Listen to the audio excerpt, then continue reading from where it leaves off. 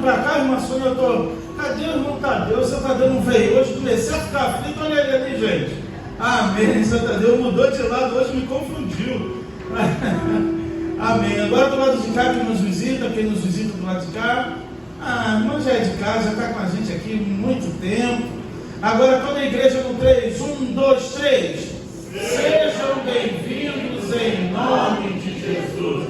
Voltem sempre, tragam mais gente e se quiser, fique com a gente. Viu? Você já trouxe mais gente, agora só falta ficar com a gente, hein? Que Deus abençoe vocês. Amados, eu convido você a abrir comigo a sua Bíblia no último livro da Bíblia, Apocalipse.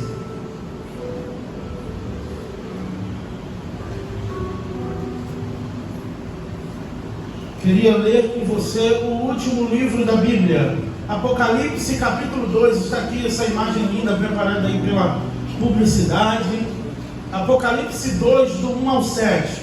Nós vamos iniciar hoje à noite uma série de sermões positivos nas 7 igrejas da Ásia Menor, no livro do Apocalipse. Só que hoje, no momento da oração da palavra, eu vou fazer diferente. Nós vamos orar adorando a Deus. Eu vou chamar o ministério mais uma vez para cantar aquela música Há um doce Espírito aqui, pois eu creio que o Senhor está nesse lugar, e essa será a nossa oração, e logo após estarei expondo as Escrituras com a ajuda imprescindível do Espírito Santo de Deus. Então faça dessa canção a sua oração, ela é bem conhecida, e adore ao Senhor, e faça dessa canção, como eu disse, a sua oração.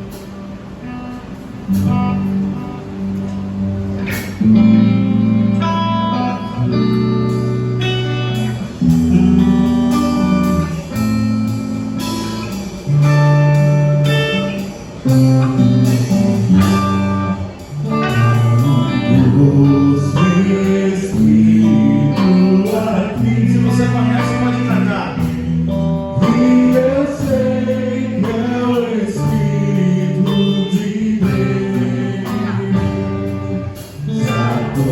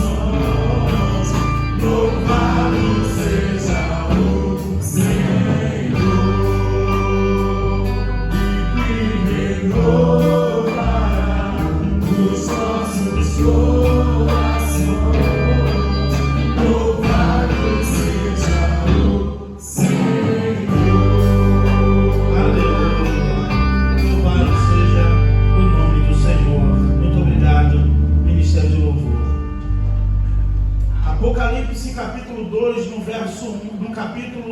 capítulo 2, verso 1 até o 7, diz assim: ao anjo da igreja em Éfeso escreve: estas coisas diz aquele que conserva na mão direita as 7 estrelas, e que anda no meio dos 7 candeeiros ou candelabros de ouro.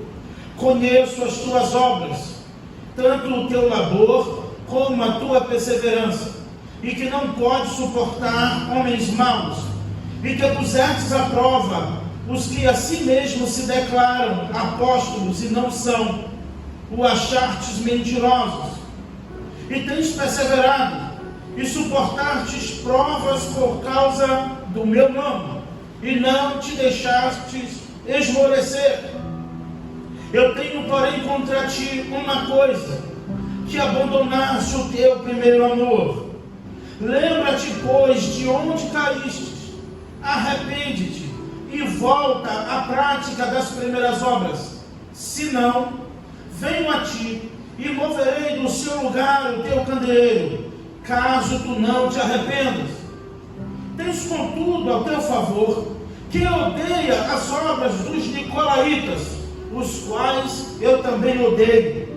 Quem tem ouvidos para ouvir, ouça o que o Espírito diz às igrejas. Ao vencedor, dar-lhe-eis que ele alimente da árvore da vida que se encontra no paraíso de Deus. Meus irmãos, aqui podemos dizer que o futuro já chegou. Essa carta foi escrita há mais de 2000 anos atrás. Foi escrita pelo apóstolo João, enquanto exilado na ilha de Patmos.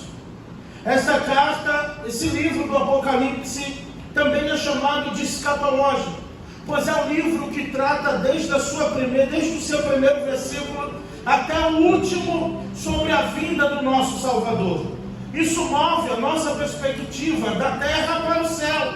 Isso deve nos conectar diretamente com a glória e com o trono de Deus, mesmo que vivendo aqui na terra, para que possamos nutrir em nosso coração a esperança, a expectativa de que Jesus irá voltar. Exilado na ilha de Patmos, João recebe a revelação do Senhor, e o Senhor então manda que João escreva as 7 cartas às 7 igrejas da Ásia Menor. E você pode ver comigo que já no verso 1, e isso acontece nas 7 cartas, é que Deus não manda, Jesus no caso, não envia a carta às igrejas, mas a carta é um remetente ao anjo da igreja que está em Éfeso. Observe comigo, falamos a carta de Éfeso, ok, mas se você olhar direito, se você ler comigo com calma, você vai ver ao anjo da igreja que está em Éfeso, escreve: estas coisas diz aquele que conserva na mão direita as 7 estrelas e que anda no meio dos 7 candelabros de ouro. Essa carta, e alguns imaginam aqui que anjo da igreja era um tipo de guardião espiritual que fica ou que ficava na porta da igreja. Não é. O ser ministrador, um dos seres ministradores de Deus, também não. O anjo da igreja aqui, e no original grego, angelos, é mensageiro ao pastor da igreja. Ao pastor da igreja que está em Éfeso, escreve. Então o Senhor direciona, inspira João a escrever a carta ao pastor da igreja de Éfeso. Às vezes, meus irmãos, nós ficamos meio incomodados. Às vezes nós ficamos meio chateados quando somos repreendidos. Às vezes achamos que é severa demais a repreensão. Às vezes você, como ouvinte, pode achar: para que tudo isso, pastor? Meus irmãos, o pastor, o líder, o mensageiro, o pregador, que tem a plena consciência para que ele vai prestar contas dos seus atos, sobretudo de cada palavra que sai da sua boca, certamente ele terá muito temor diante de Deus, e ele terá uma única preocupação, ou deverá pelo menos tê-la, em agradar a Deus. Se agradar aos homens, amém também, mas nem sempre isso será possível, ou melhor, na maioria das vezes, isso não será possível. Tiago, na sua carta, no capítulo 3, no verso 1, ele diz: caros irmãos, nem todos de vós vos torneis mestres, porque sabeis que nós, os que ensinamos, seremos seremos julgados por Deus com maior rigor. Aqui Deus já mostra que aquele, o mestre, o pastor, o líder da igreja, será julgado por Deus com maior rigor. Dr. Steve Lawson, na pregação sobre o zelo, numa das suas pregações sobre o zelo na pregação, ele diz que Deus irá julgar, em suas palavras, Deus irá julgar cada palavra que sair da boca do pregador que ele não mandou dizer. Isso já é desde o Antigo Testamento. Ai de vós quando diz, assim diz o Senhor, quando eu não vos mandei. Então o Senhor irá colocar na balança cada sermão, cada pregação, cada ensino, cada direção que foi dada à sua igreja, cada ensinamento e tudo aquilo que tiver da parte do homem, que não foi da parte de Deus, será julgado pelo Senhor. Imagina, meus irmãos, para vocês observarem junto comigo, de que esta carta chegou ao anjo que estava na igreja em Éfeso.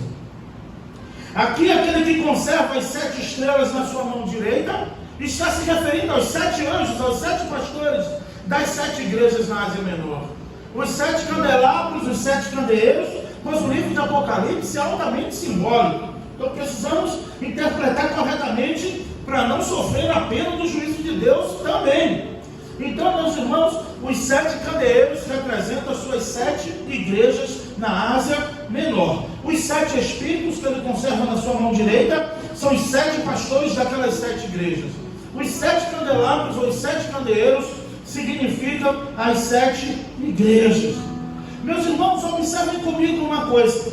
A igreja de Éfeso foi fundada pelo apóstolo Paulo, uma igreja ricamente em doutrina bíblica. Ela foi doutrinada pelo apóstolo Paulo. O apóstolo Paulo passou 3 anos ensinando naquela cidade. Depois de um tempo, quem vai para lá assumiu o seu ministério, o pastorado, substituindo Paulo, é Timóteo. Quando Paulo escreve as cartas a Timóteo, então Timóteo está pastoreando a igreja em Éfeso. Éfeso, uma das maiores igrejas da Ásia Menor, considerada ali a maior de todas daquela província, onde para ter acesso a todas as cidades da Ásia Menor, tinha que passar por Éfeso, uma cidade rica, opulenta, onde as pessoas tinham dinheiro, onde havia adoração à deusa Diana e para outros Artemis. Então, era uma igreja numa comunidade necessariamente rica, que na verdade não tinha dificuldades, era um lugar turístico onde muitas pessoas iam a Éfeso. Essa igreja também, segundo a tradição e a história dos pais da igreja, João, depois de ser liberto da ilha de Patmos, já idoso, já com a idade avançada, ele foi para Éfeso e ele congregou também na igreja em Éfeso. E quando ele era levado já de idade, pois ele faleceu com 90 anos, o único apóstolo que não morreu martirizado, pelo contrário, morreu de velhice, foi o João, esse que escreveu o Apocalipse. E ele era levado para a igreja, segundo a tradição da história da igreja. Alguns irmãos iam pegar João em casa e levar até a igreja para participar do culto. E quando João, esse senhor, tinha a oportunidade de dar a palavra na igreja de Éfeso, dizem que o sermão de João foi o mesmo até ele morrer: filhinhos, amemos uns aos outros. Existe algo aqui, meus irmãos, que podemos observar que tem uma semelhança comigo e com você, com a igreja PBCP, comigo e com você, com todos nós que estamos aqui nessa noite. O Senhor apresenta a sua soberania. Olha no verso 2: eu conheço as tuas obras. Isso aqui é um dos atributos de Deus, chamado onisciência. Ele conhece todas as coisas. Todas as coisas estão nuas e patentes diante dos olhos do Senhor. O Senhor e os olhos do Senhor são como chama de fogo, que estão sobre toda a terra, contemplando justos e injustos. Quando a Bíblia diz que Ele conhece as tuas obras, e as minhas obras, são as boas e as ruins. Ele conhece todas as coisas, porque nada fica oculto diante dos olhos do Senhor. Meus irmãos, eu pergunto para vocês, como não, nosso coração não temer? Como não pensar como Abacuque, ou responder como Abacuque, ouvir a tua palavra e tremer, sabendo que temos um Deus que conhece todas as obras que praticamos, que sabe de todas as coisas. E o Senhor também repete isso às 7 igrejas: eu conheço as tuas obras, aqui apresenta o Senhor as boas obras da igreja de Éfeso, da comunidade de Éfeso. Então diz aqui: conheço as tuas obras, o teu labor, ou seja, o teu trabalho incansável. Eu conheço a tua perseverança, pois é uma igreja perseverante na doutrina, que tu não podes suportar os homens maus. Olha que coisa interessante: e que pusestes à prova, ou que colocastes para correr, aqueles que se dizem apóstolos, mas não são. Antes o descobristes, ou melhor, o achartes mentiroso. Como é possível uma igreja identificar um falso apóstolo, um falso ensino, uma falsa pregação? Como é possível uma igreja não suportar os homens maus? Como? Na teologia que estamos vivendo, uma teologia colorida, onde na verdade a essência do verdadeiro evangelho está sendo cada vez ocultada, escondida, privada de muitos arraiais.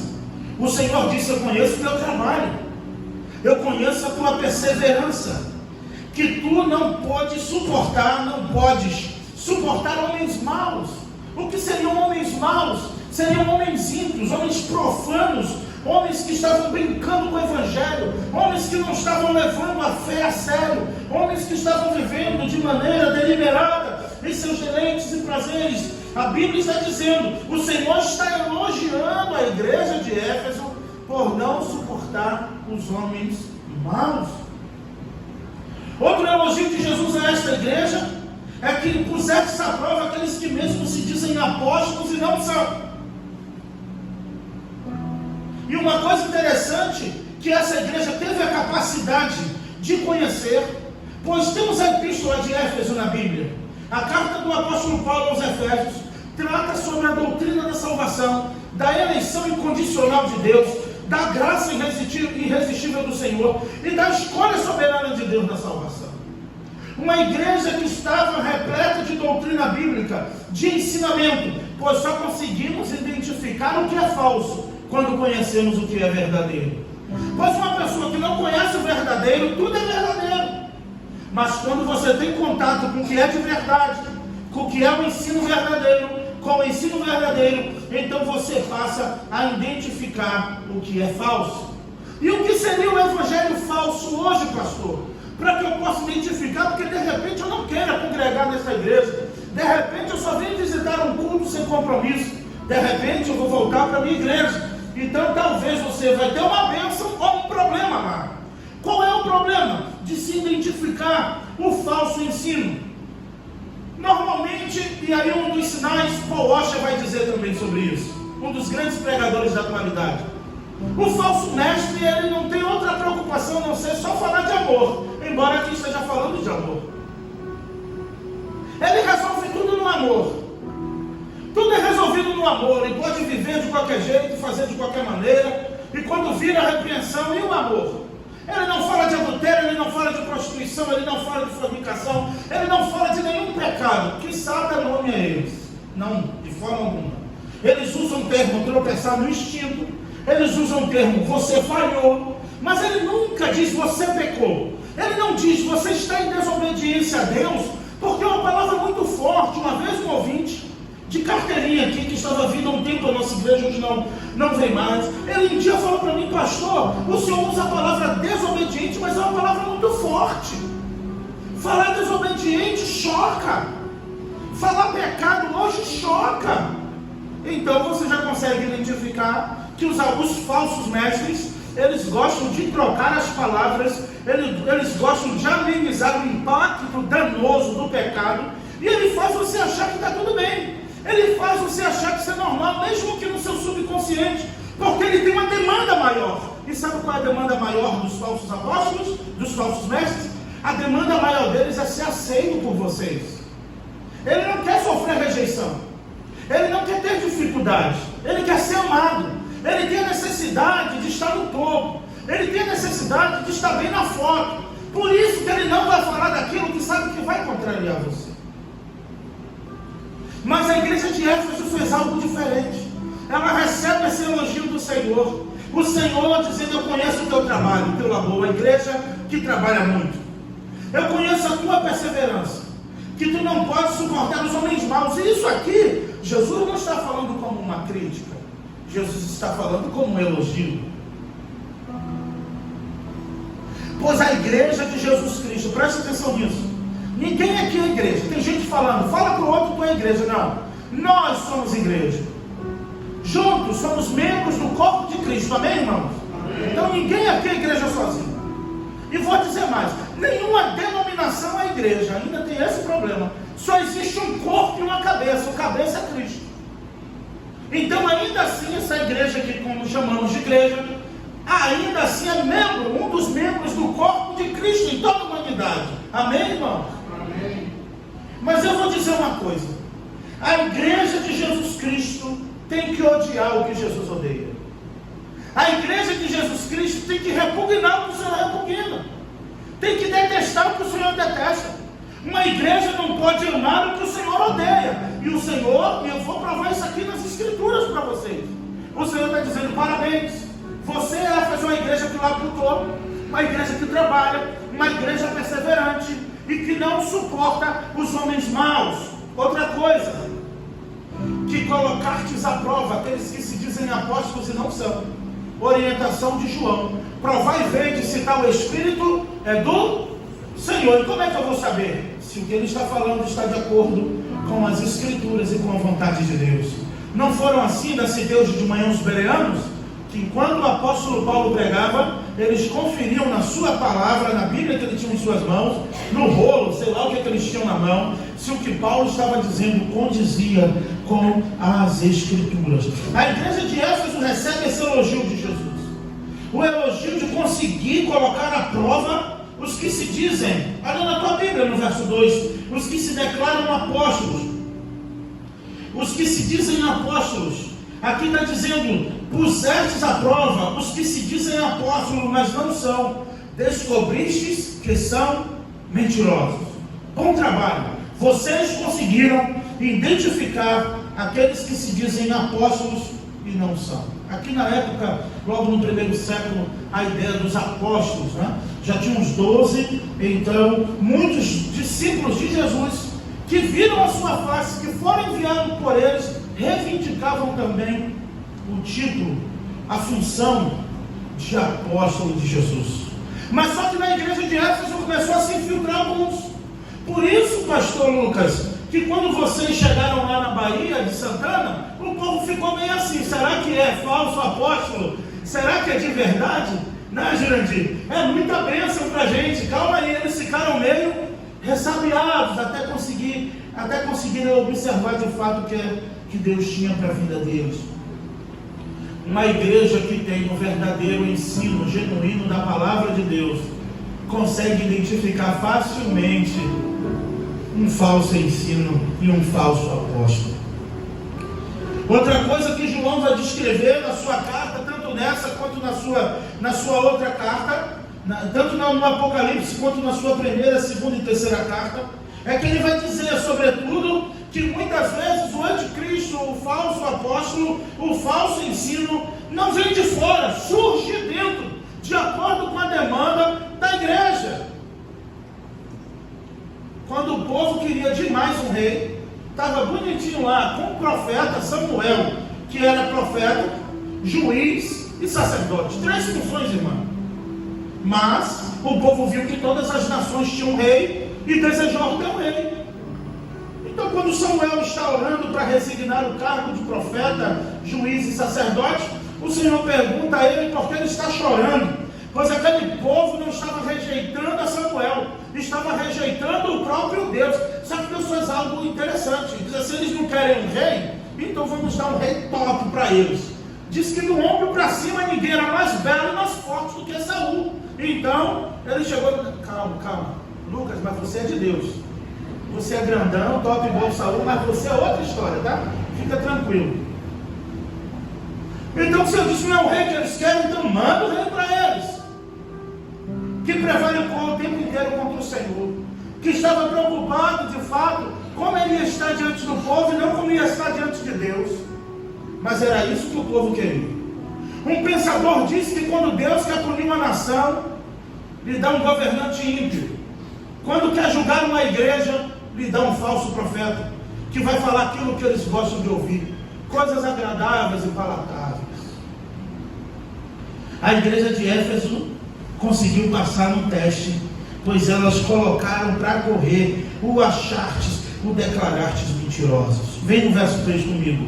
E tens perseverança. Parece que a coisa está ficando cada vez melhor para a igreja de Éfeso. E tens perseverança. E suportastes as provas por causa do meu nome. E não te deixastes esmorecer. Parabéns para você que suportou todas as provas por causa do Evangelho. Que até aqui você não deixou essa luta e essa prova te matar, mas você suportou. Não te deixou esmorecer. Como eu disse, quando é o Senhor que está conosco, podemos passar pela água, pelo fogo, até passar uma noite na cova dos leões. Deus põe o leão para jejuar, os leões para jejuar, só para dar vitória ao seu povo. Quantas vezes você pensou que era o fim? E o Senhor disse: não temas, porque eu sou contigo, não te assombres, eu sou teu Deus. A igreja de Éfeso tinha tudo isso: perseverança, resiliência, suportou as provas por causa do nome de Jesus, não se deixou esmorecer. Mas aqui está o motivo do envio da carta. Aqui está o motivo pelo qual Jesus mandou essa carta. O coração desta carta é o verso 4. É a espinha dorsal desta carta. Diz assim: eu tenho, porém, contra ti uma coisa, que abandonastes o teu primeiro amor. Uma igreja perseverante, uma igreja que suportava a sã doutrina, suportava as provas, colocaram a falsos apóstolos, falsos mestres para correr, não permitiram que eles ganhassem campo em seu arraial, não suportaram os homens maus, não suportaram a promiscuidade no meio do seu povo, mas tinha uma coisa: abandonaram o seu primeiro amor. O apóstolo Paulo, escrevendo aos Coríntios, no capítulo 13, ele diz: mesmo que eu falasse a língua dos anjos e dos homens, se eu não tivesse amor, nada disso valeria. E ele continua: se eu distribuísse toda a minha fortuna aos pobres, se eu entregasse meu corpo para ser queimado, se eu não tivesse amor, de nada disso me aproveitaria. E ele vai falando sobre o amor, e discorrendo sobre o amor, e no final ele diz: agora permanece a fé, a esperança e o amor, mas o maior de todos é o amor. É possível ser fiel e não amar. Essa igreja estava fiel a Cristo, fiel à doutrina, mas faltava-lhe o amor. Faltava o amor, mas não o amor corrompido de hoje. Não é o amor tolerante, é o amor, o sentimento, o prazer de fazer a obra de Deus. Era o amor de fato que a Bíblia orienta, e o próprio Jesus falou em João 13: nisso todos conhecerão que vocês são meus discípulos, se vocês amarem uns aos outros. Um amor verdadeiro é um amor que preserva. O amor verdadeiro é um amor que corrige. O amor verdadeiro é um amor que alerta, é um amor que cuida, é um amor que trata, é um amor que confronta, é um amor que repreende, pois é assim que você faz com seus filhos, porque você os ama e não quer ver eles perdidos no mundo. Você não quer ver seu filho perdido nas drogas, na prostituição, e muitas vezes, por tanto amor que você tem, você vai precisar pegá-lo pelo colarinho de repente e dar um choque de realidade nele. Mas o que vai estar intrínseco em tudo isso é o amor corrompido, paternal que nós temos. Pois Jesus disse que se nós que somos maus sabemos dar boas coisas aos nossos filhos, pois se eles pedirem peixe, você não vai dar uma serpente, e se ele te pedir pão, você não vai dar uma pedra. Imagine o Pai Celestial sabe dar muito bem aquilo que vocês pediram. Meus irmãos, não se trata de religiosidade, não se trata de uma ortodoxia morta, se trata de ter amor, pois o amor é a primeira intenção que deve estar em nosso coração em tudo que fazemos. Jesus fala: tu abandonou teu primeiro amor. Sabe por quê? Porque muitas vezes, meus irmãos, nos preocupamos mais com a aparência do que o amor. Muitas vezes nos preocupamos mais de como vamos ser notados e vistos do que de fato que está movendo o nosso coração a fazer. Mas o Senhor te trouxe aqui nesta noite, você que ainda não teve encontro com Jesus, que as pessoas do mundo não amam você, as pessoas corrompidas desse mundo não têm o poder de te amar como Jesus te ama. E Ele te trouxe aqui nesta noite para dizer: ainda que você não me ame, eu amo você. Jesus te trouxe aqui para dizer isso, que ama você. E você vai ver o porquê Ele te ama mais e mais. Primeiro porque Ele morreu na cruz por todos nós. Ele não quer que ninguém se perca. Mas ainda assim o homem é capaz de rejeitar esse amor, ou deixar até para depois, quem sabe um dia. Agora não. Mas Jesus disse: eu tenho só uma coisa contra você. Você estava indo tão bem, tudo direitinho. Olha, a igreja é exemplo de todas que teve aqui na Ásia Menor. Uma igreja combatente, uma igreja apologeta, uma igreja na defesa da fé, uma igreja que enfrentava e não tolerava o erro, o pecado.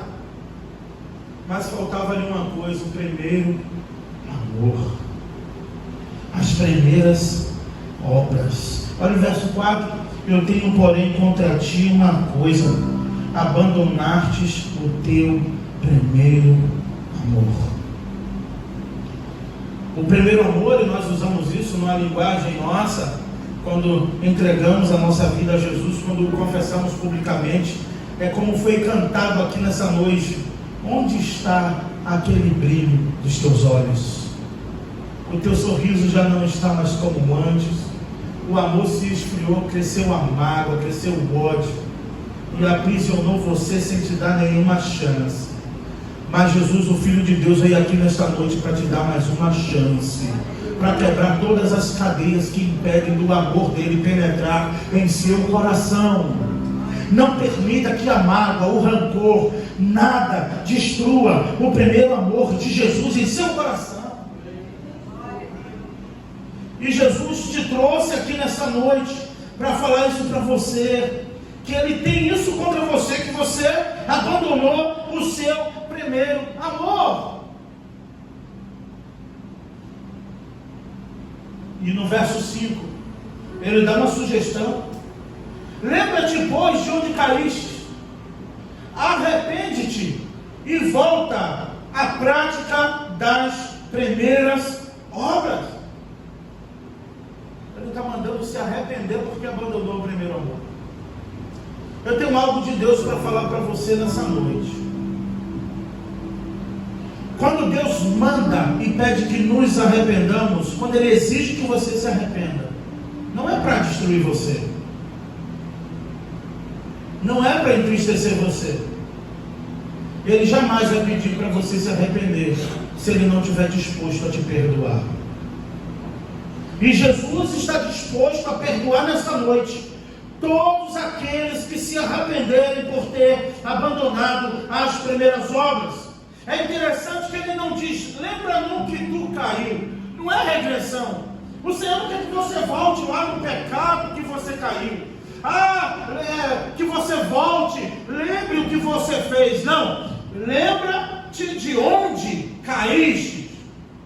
Lembre-se de onde, não em que você caiu. É uma questão semântica aqui. Lembra-te, pois, de onde. Aí eu pergunto para você: de onde você caiu? Você caiu da oração? Volta à oração. Você caiu da leitura da palavra? Volta a ler a palavra. Você caiu da intimidade com Deus? Volta para a intimidade. Você caiu da igreja? Volta para a igreja. Você caiu da fé? Volta para a fé. Mas eu não tenho forças. E quem disse que você precisa ter? Ele está aqui nesta noite para te dar a mão, para te colocar de pé. Agora, eu não sei porque tem gente que ainda prefere rejeitar, só para parecer que não é com você. Joga o orgulho de lado nessa noite. Se arrepende e diz: Senhor, estou sem forças. Eu caí, mas Tu é poderoso para me colocar de pé. Eu te digo mais: que Ele é poderoso para nos colocar de pé quando ninguém sabe que a gente caiu. De tão poderoso que Ele é. Ele não quer fazer de você um troféu. Ele não quer fazer de você um exemplo. Ele não quer de forma alguma que o seu pecado, o seu erro, seja público para que você seja envergonhado, porque Deus não é Deus que envergonha ninguém. mas um coração quebrantado e contrito Ele não despreza. E onde houver um coração arrependido nessa noite, Ele vai colocar de pé, porque Ele prometeu na sua palavra. Você precisa saber que você tem pecado. Você está sendo mimado no YouTube e na Netflix, e chega aqui e fica chateado comigo, porque eu digo, você tem pecado, eu tenho pecado, precisamos nos arrepender todos os momentos para encontrarmos o nosso Senhor e Salvador Jesus Cristo.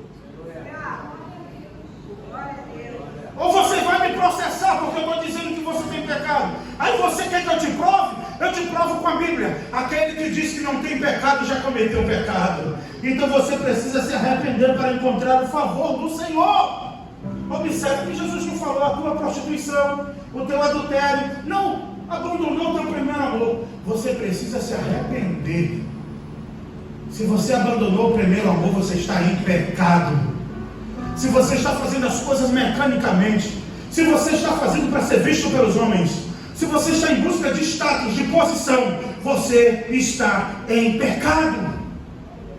E o Senhor está dizendo, arrepende-te, olha de onde você caiu. É só isso. Ele não está dizendo, lembra quando você caiu, no que você caiu, mas ele diz assim, olha, lembra-te de onde? De onde você caiu, meu irmão? De onde você caiu, meu irmão? Se arrependa. E é interessante que essa carta não foram para os ímpios. Essa carta foi para a igreja que estava em Éfeso. Olha que coisa, visitante. Você que ainda não declarou Jesus Cristo como teu Salvador, não é membro de nenhuma igreja, essa carta foi para a igreja que estava em Éfeso. A igreja que foi pastoreada, fundada pelo apóstolo Paulo. Em outro momento, Paulo alugou uma casa e ficou 1 ano e 8 meses lá, pregando a palavra. E a Bíblia diz que Deus, pelas mãos de Paulo, fazia maravilhas extraordinárias lá em Atos 19, a ponto que as pessoas, lá em Paulo, numa casa alugada, pregando incessantemente, as pessoas vinham com lenço e passavam no suor de Paulo e levavam para os enfermos e colocavam, os enfermos eram curados. Aí veio do chapéu, pagou a gravata, passou no suor e começou a vender os pedaços. Aí vai o bobo lá e compra. Para que comprar fé, se o dono da fé está aqui neste lugar desta noite? Para que comprar milagres? Para que comprar bênção, se o dono da bênção quer salvar você, ou já salvou você, e você é selado com o Espírito Santo da promessa?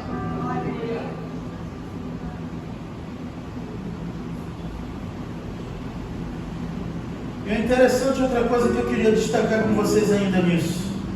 Ainda no verso 5 você vai observar comigo que Jesus ameaça. Se não, ai de ti. A Bíblia está cheia de ais. E o Senhor diz, ai de ti, ai daqueles. E o Senhor constrange, ameaça aquela igreja a se arrepender. Veja comigo. Lembra-te, pois, de onde caíste. A primeira coisa é lembrar. Jesus está dizendo, tenha consciência onde você errou. Tenha consciência porque você parou. Tenha consciência onde você caiu. Deixa eu te dizer uma coisa. Para de culpar as pessoas porque você caiu. Para de culpar as pessoas porque você esfriou. Para de culpar o marido, ou a esposa, ou a irmã, ou o irmão, ou o vizinho, ou o pastor. A culpa é só sua. A culpa é sua. E você precisa assumir, não a sua invencibilidade. Você precisa assumir que você é depravado, caído, que carece da glória de Deus. Mas quando fala que é para assumir a sua invencibilidade, você gosta. Aí você diz, aleluia. Assuma que você é pecador para alcançar a graça de Deus. Assuma que esse culto não é para você. Assuma que você precisa ser salvo, ser perdoado por Jesus. Assuma que você não precisa de prosperidade. Assuma que você não precisa de riquezas. Assuma que você não precisa de casa própria. Assuma que você não precisa de riqueza se você não tiver a Cristo. Porque se você tiver tudo isso e não tiver a Cristo, meu amado, você está perdido e vai para o inferno. E alguém tem que te dizer isso. E eu não quero receber uma carta de Jesus no dia do juízo, não. Eu prefiro receber uma carta sua, um zap seu mal criado, uma indireta por ligação e por áudio. Mas eu não quero ouvir uma repreensão de Jesus no dia do juízo. Pode falar, fale o que quiser. Quem não pode falar, quem não tem o medo que fale é Jesus. Tenho, porém, contra ti uma coisa. Só de falar isso já acabou para mim, pronto.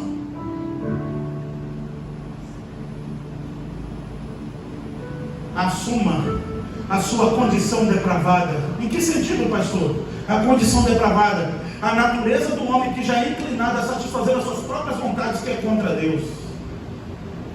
É só isso.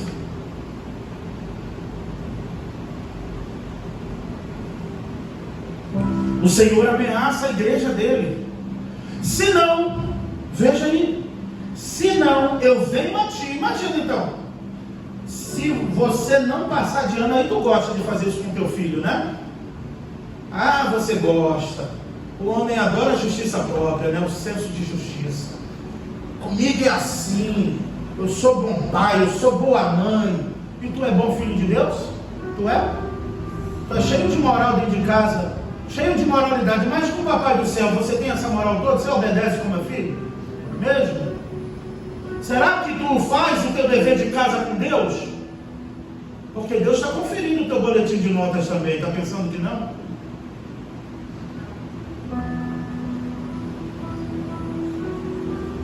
E é isso. Se não passar de ano, final de ano então as crianças têm que passar, né? Tu tá com cara que já sofreu isso, Tiago. Falou assim. Se não passar, pronto. Hoje é só dizer assim, olha, vai ficar sem celular e sem internet, matou. Só mandar essa, já morreu. A criança não tira 10 não, tira 11,5. Antes o castigo era minha mãe colocar lá no quarto escuro, brigou com o irmão, vai pro quarto, fica lá, para pensar. Ela dizia, eu já pensei, ela para mim ainda não pensou não. Hoje, muda a senha do Wi-Fi, está tudo resolvido. Se não fizer, vai ser responsabilizado. Se não passar de ano, vai acontecer isso. Nós, pais e mães, com a nossa justiça própria. Olha a justiça de Deus à igreja de Éfeso. Lembra de onde você caiu, se arrepende, dá meia volta, se arrepende. E sabe o que é mais interessante? É que ele não quer arrancar o remorso da igreja. Não é se arrepende e chora. Porque muitas vezes chorar não é se arrepender. Mas a Bíblia diz que aquele que encobre as suas transgressões não prosperará. Mas quem confessa e deixa alcança a misericórdia. Ele não quer que você chore. Ele quer que você reflita. Ele quer que você saiba o que você está fazendo. Ele quer que você saiba o momento em que Ele está te dando mais uma chance. E deixa eu te dizer uma coisa. Ele escolheu o dia de hoje para te dar mais uma chance. Você precisa voltar ao primeiro amor. Pastor, mas eu nunca tive nenhum primeiro amor. Hoje você vai experimentar o amor de Jesus em seu coração. Só basta você confessá-lo publicamente e dizer, Jesus, eu quero esse amor. Você não precisa de igreja, você não precisa de pastor e de van, você não precisa de primeira igreja batista da Cancela Preta, mas você precisa do dono desta igreja, você precisa do Senhor desta igreja, você precisa de Jesus Cristo, o Filho de Deus. Eu não estou te oferecendo uma denominação, eu não estou te oferecendo uma igreja, eu não estou te oferecendo um plano de salvação, eu não estou te oferecendo uma estrutura, e também não estou te oferecendo a Cristo, mas Ele está aqui nesta noite. Se arrependa, porque senão Ele virá contra ti e removerá teu candeeiro. É só o Jesus dos coaches que não é assim. O Jesus da Bíblia é assim. Aí você confere na sua Bíblia comigo se não é assim. Se não se arrepender, eu virei contra ti. Vem aqui, vem o 5. Eu venho a ti, removerei do seu lugar o teu candeeiro, caso tu não te arrependas. Ele não deixou opção. Você não tem opção nessa noite. A única opção que nós temos é se arrepender. Todos nós não podemos sair daqui nessa noite, meus irmãos. Pensa comigo, como que você, pastor, mas na minha eu calculei no meu dia todo, eu não tenho pecado não. Tem gente que se pergunta, eu não vou nem perguntar. Senhor, mas eu não fiz nada demais hoje, deixa eu lembrar aqui. Não, eu dei até uma moeda ali, eu dei até uma quentinha, um rapaz que estava na rua. Deixa eu te contar uma coisa, não podemos sair desse lugar. Daniel, não abre essa porta hoje, se não houver arrependimento dentro desta casa. Sabe por quê, meus irmãos? Porque se todos nós aqui não nos arrependermos, Ele virá e removerá o candeeiro, o candelabro. Ele está dizendo, eu vou remover você do seu lugar. Eu posso ser mais assustador? Se você não se arrepender, eu vou acabar com a tua raça. Foi isso que Jesus disse, eu estou dando chance, eu estou te dando oportunidade, eu estou te dando oportunidade. Se você não se arrepender, vai ficar estreito para você. Que isso, pastor? Olha na tua Bíblia. Caso não te arrependas, vê aí, a igreja de Éfeso. Mas Jesus podia considerar todo o trabalho que essa igreja teve. A igreja trabalhou tanto. A igreja colocou à prova os que se dizem apóstolos e não são. A igreja foi perseverante. A igreja trabalhou bastante. Vários elogios. Eu contei 7 elogios de Jesus a essa igreja. 7. Mas se tu não se arrepender, eu vou até você e vou acabar com tudo. Imagina só. E tem pessoas que pensam que o evangelho é brincadeira. Mas eu sei porque muitos pensam que o evangelho é brincadeira. Porque tem um monte de palhaço pregando e entretendo a multidão. Aí tem um bocado de gente pensando que é brincadeira porque ele vem falar de juízo sorrindo. Ele vem falar que Jesus está voltando com a cara pintada e o nariz vermelho na orelha, no nariz. O nariz de palhaço. Aí claro que os outros pensam que é brincadeira. Ele não prega sobre ira, ele não prega sobre juízo, ele não prega sobre um Deus irado, ele não prega sobre as 7 taças do Apocalipse, ele não prega sobre a ira de Deus. Mas receberão rigor maior. Mas aqueles que foram enganados também receberão, porque gostaram de ser enganados. Você vê toda semana o estelionatário dando golpe, não vê? O golpe do amor. Você vê isso no jornal toda semana. E toda semana as pessoas caem no golpe. Porque onde tem uma pessoa carente, tem um estelionatário para falar o que quer ouvir e dar o golpe. Tem estelionatários porque tem demanda. Está cheio de falsos profetas porque tem demanda. E o Senhor está dizendo, se arrependa enquanto é tempo, senão eu voltarei. É tipo assim, eu estou avisando e vou dar um prazo. Ele deu um prazo. Sabe qual é esse prazo? A sua volta. A sua volta. Só que para Jesus é como se fosse ontem, no dia que ele foi assunto ao céu. E a qualquer momento Jesus vai voltar. Ah, e não liga não, Apocalipse é assim mesmo, é um clima tenso mesmo. Vai ser assim 7 domingos, tá? Ô visitante, eu quero tanto que você venha, mas eu não posso enganar você. Serão 7 domingos, um pior do que o outro.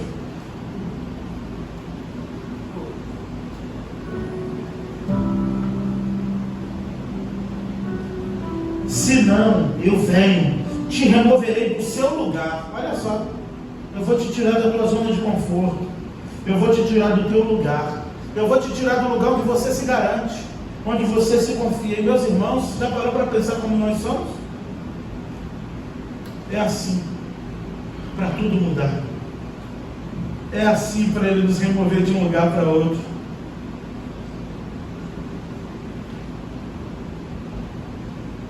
E se você não quer sair do lugar onde você está, se arrependa.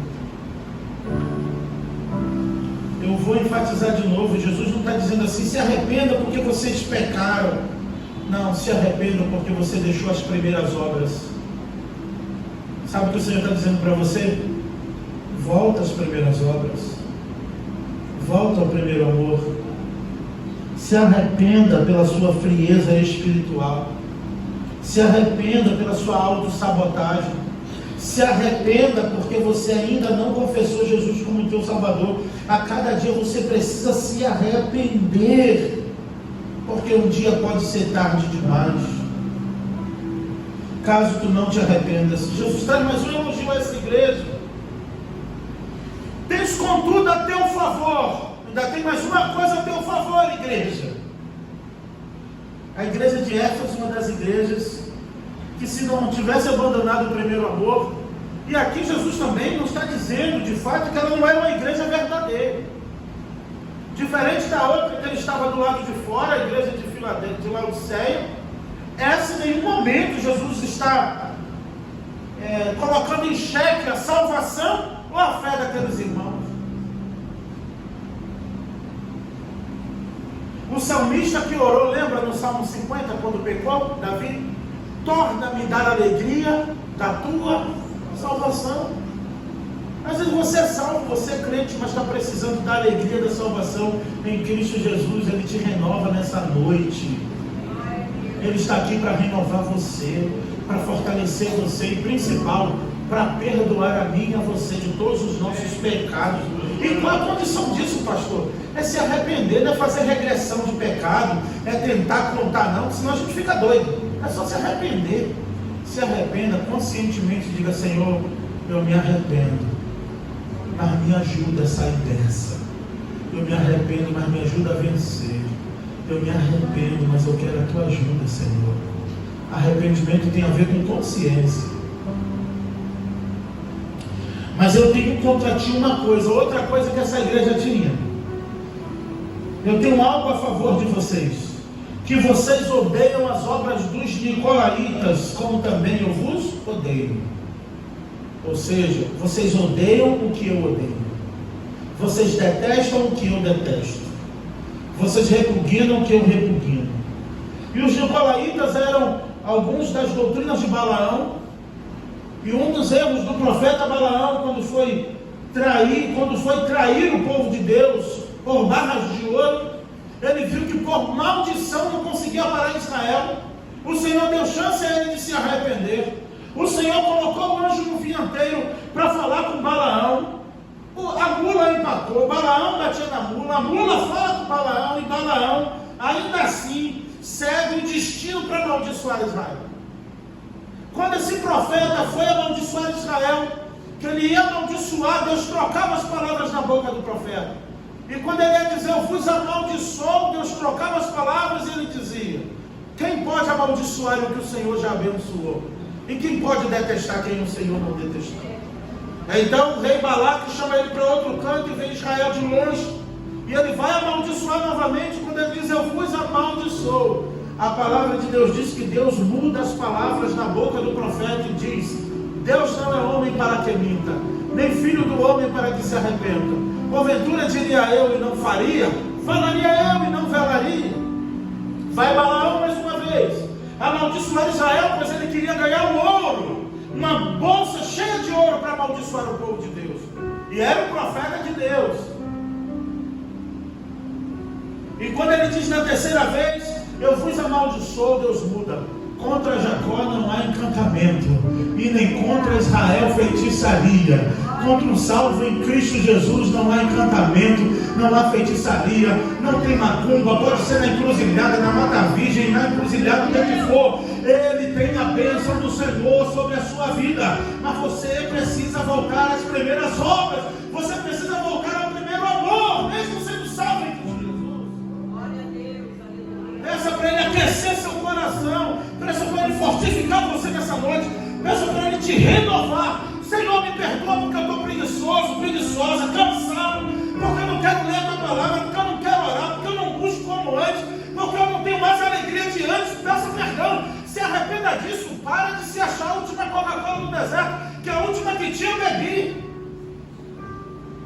Se arrependa em nome de Jesus e diga: Senhor, tenha misericórdia de mim, porque muitas vezes eu me achei melhor, eu me achei superior, e isso só foi esfriando o meu coração. Então os nicolaítas, além de idólatras, Balaão, quando tentou todas essas manobras e não conseguiu, ele disse: tem um jeito de pegar o povo de Deus. Pega um monte de mulheres moabitas, rei, pega um monte de mulheres estranhas e coloca no meio do povo. E vai acontecer o que, Balaão? Carne é carne, pecador é pecador. Joga um monte de mulheres moabitas no meio deles e vai ver o que acontece. Começou uma prostituição sem limites em Israel, pois eles começaram a se envolver com as mulheres moabitas, e isso, de fato, acendeu a ira do Senhor de tal maneira contra Balaão, que ele morreu ao fio da espada. Aí vem os nicolaítas, e os nicolaítas hoje, porque eu contextualizo, eu não fico na história da geografia bíblica não, e o hoje, fica como? E o daqui a pouco, quando você ligar teu smart, fica como? Hoje são os coaches, os nicolaítas, suavizando o pecado. Então, os nicolaítas já tinham na época de Paulo. Paulo orienta Timóteo, eles se infiltram nas casas carregando mulheres e se aproveitando de mulheres carregadas de desejos. Eles começavam a ensinar, sabe o quê? Principalmente qual era o ensino dos nicolaítas, aqui na época? Não, o que importa é crer em Jesus. Aí me diga se não é esse evangelho que tu está ouvindo hoje. Não, você crê que Jesus é o Filho de Deus? Então você pode fazer o que você quiser, o que importa é que você crê no Filho de Deus. Você adora imagem? A pessoa não.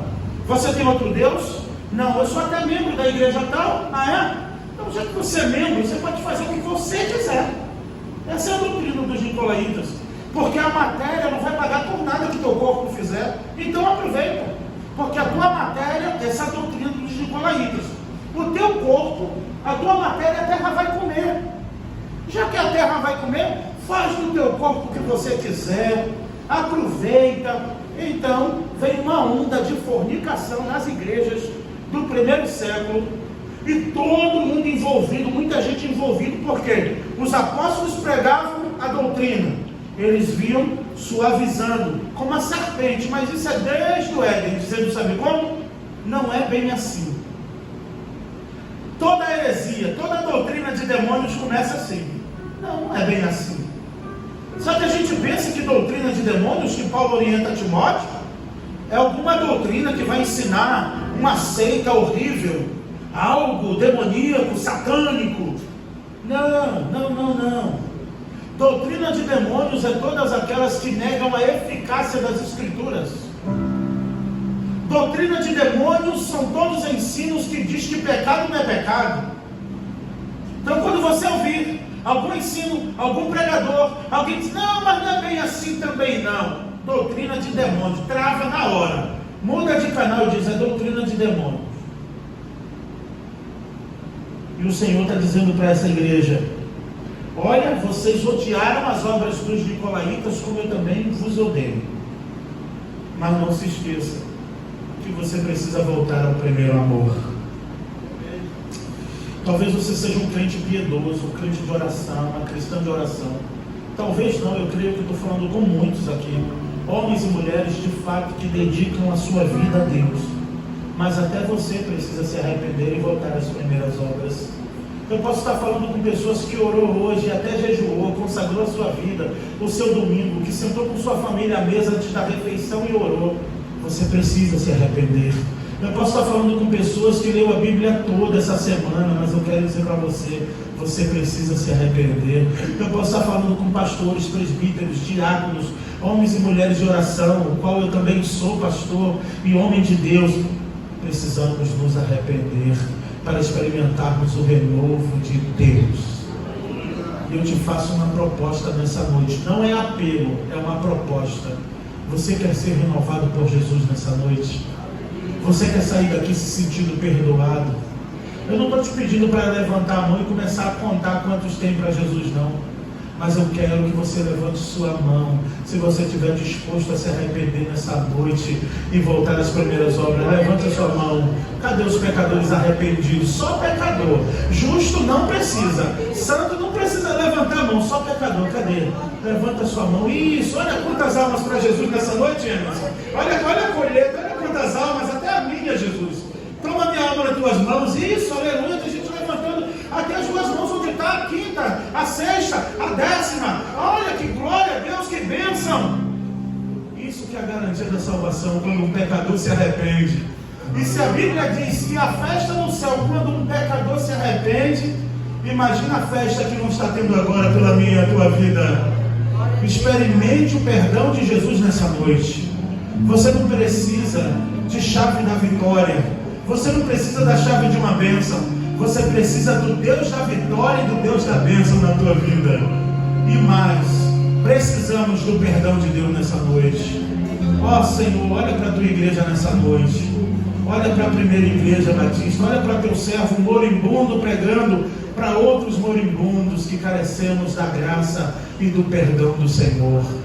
Eu convido você a fechar os seus olhos aí sentado mesmo onde você está. E aí agora eu te convido a fazer a oração do pecador, mas só se você tiver pecado. Se você não tiver, você fique com sua justiça própria, com sua consciência de que você não precisa. Mas adore ao Senhor nesse momento e mais uma vez faça dessa canção a sua oração. Como é uma música bem conhecida, eu gostaria que você pudesse cantar junto para ficar bem bonito.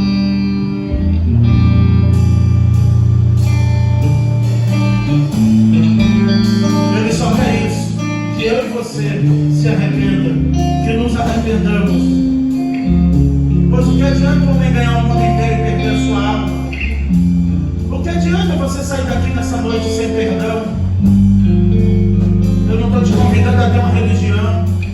Eu não estou te convidando a nenhum ato sensacionalista. Mas eu estou te convidando a se arrepender. Meus irmãos, para pecar é a coisa mais fácil. A gente peca em pensamentos, pecamos com palavras, até quando achamos que não pecamos, pecamos com o olhar, julgamos. Estamos a todo momento exercendo o pecado em nossa vida, infelizmente. Mas para se arrepender dá um trabalho. É só você lembrar de onde você caiu agora e dizer: Senhor, me resgata de onde eu caí. Me resgata da vida de oração. Me resgata da intimidade. Me resgata, Pai, do quarto de oração. Me resgata para a tua presença, Senhor. Amém? Então vamos adorar o Senhor com essa linda canção. E eu creio, meus irmãos, que vou sair daqui nessa noite perdoado por Jesus. Você crê? Então vamos cantar.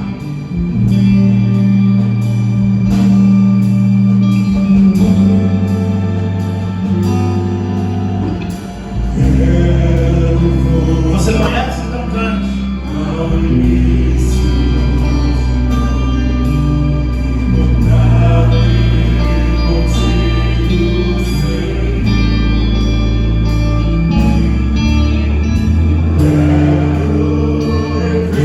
Deus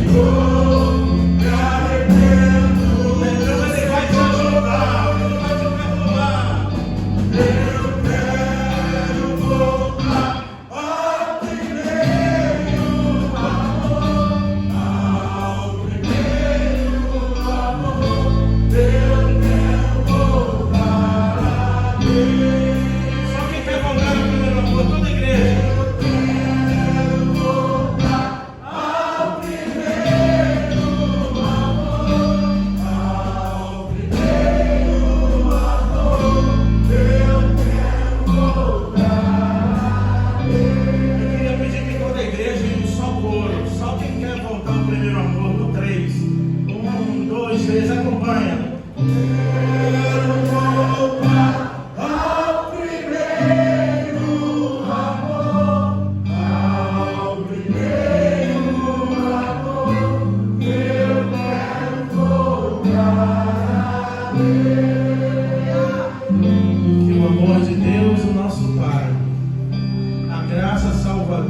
Restauradora do Senhor Jesus Cristo Filho, o poder e as doces eternas consolações e comunhões do Espírito Santo esteja sobre esta igreja perdoada por Jesus e sobre todo o povo de Deus espalhado pela face da terra, e todo o povo de Deus diz: